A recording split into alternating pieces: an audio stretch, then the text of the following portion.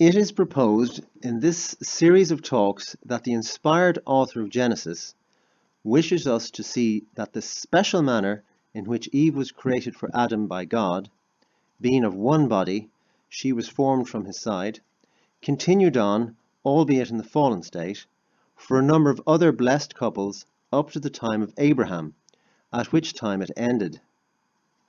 While this is an extraordinary statement to make, that Adam was not the only man who was graced with his wife being formed from his side, but that it carried on for further generations of men unto the time of Abraham, albeit passed on in the fallen state of being subject to concupiscence and death. There is, however, it is proposed, overwhelming evidence in the book of Genesis to support this. This series of talks will explore this evidence in Scripture. The subject matter of this series of talks is entitled The State of Marriage as Described in the Book of Genesis, from the time of Adam and Eve up to Abraham and Sarah. This series of talks is divided into 6 segments, now seen on the screen. A summary overview of the main points proposed in these talks will now be read for us.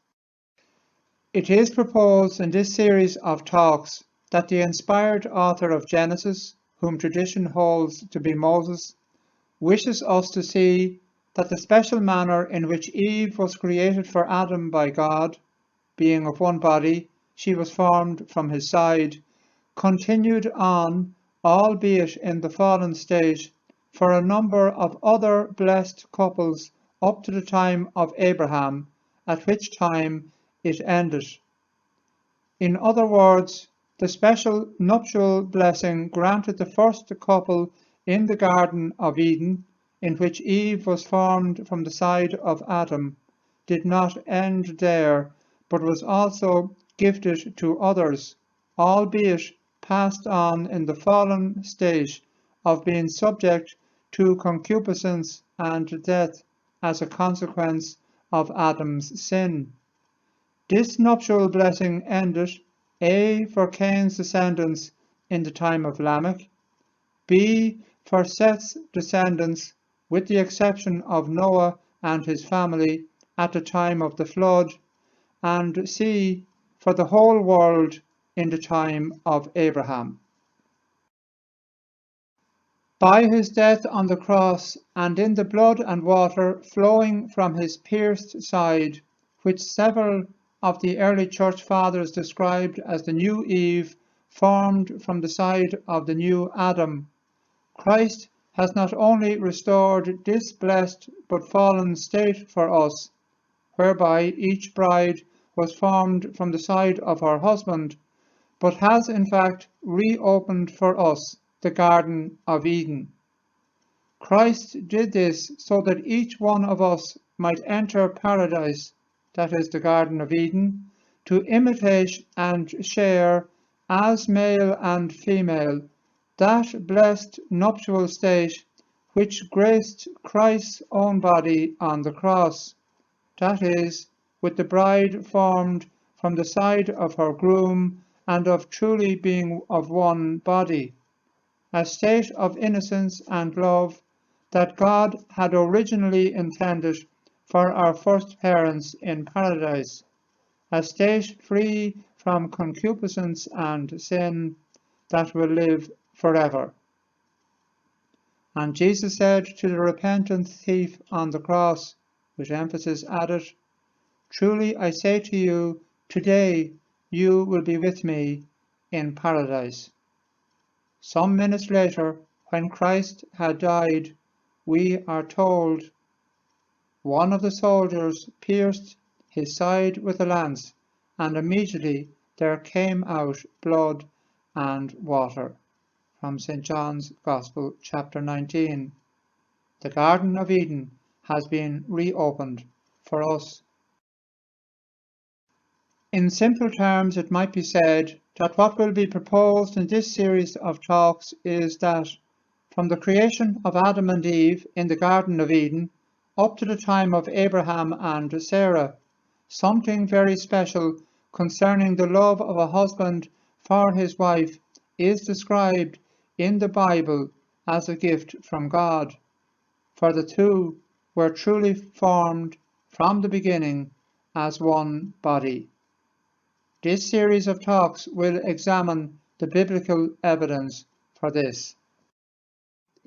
Before we proceed with the introduction to these talks, we might first take note of Michelangelo's painting in the Sistine Chapel. This revered artist's painting depicts for us what will be proposed in this series of talks.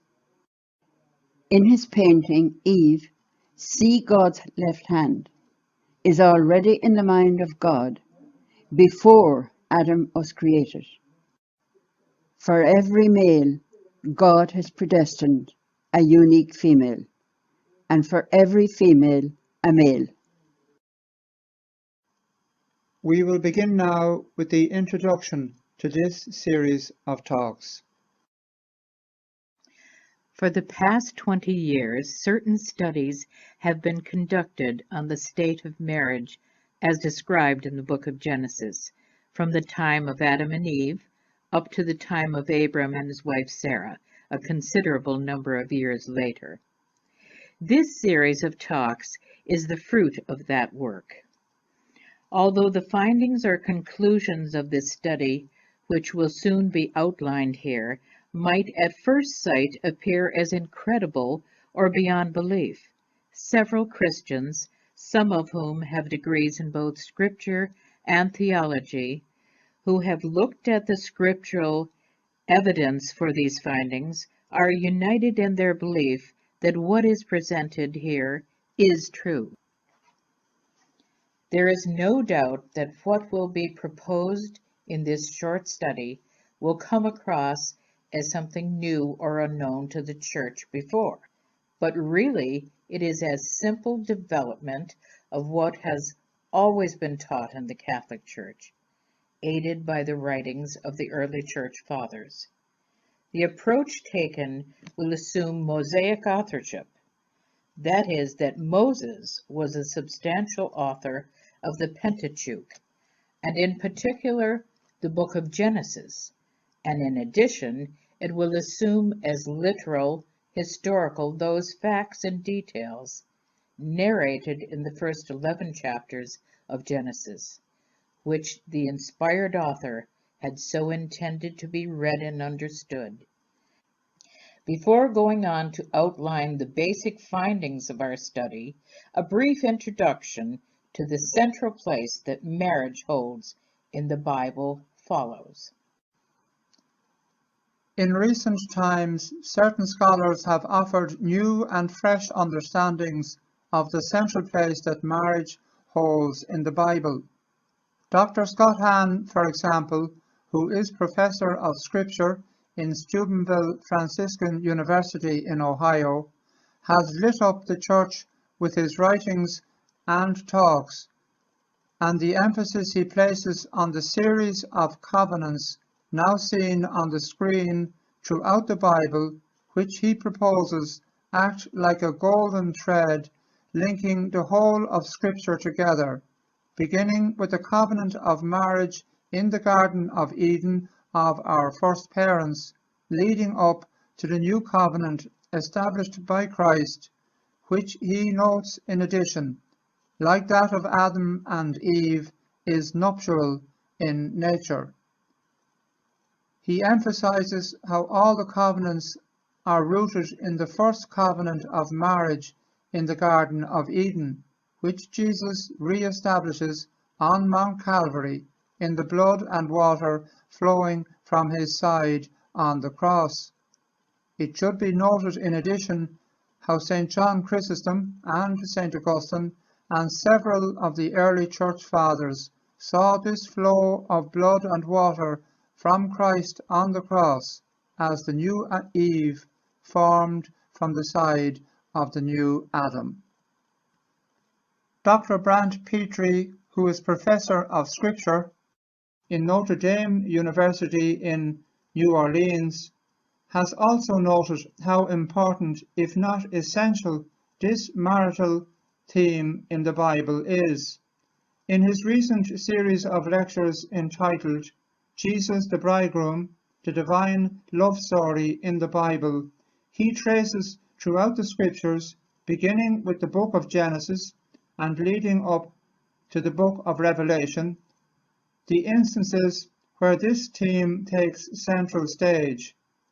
Dr. Petrie states that it is everywhere, so much so that he states, and I quote, "You really can't understand the mystery of Christianity without understanding the mystery of Christ as bridegroom." This series of talks, which we are now going to begin and which will be divided into 6 segments, are intended to develop the same nuptial theme by examining persons and events narrated in the first 6 chapters of Genesis. Some of these persons and events are now displayed on the screen. They, it is proposed, are directly related to this nuptial theme and were uppermost in the mind of Jesus as he approached Jerusalem for the final time in Holy Week.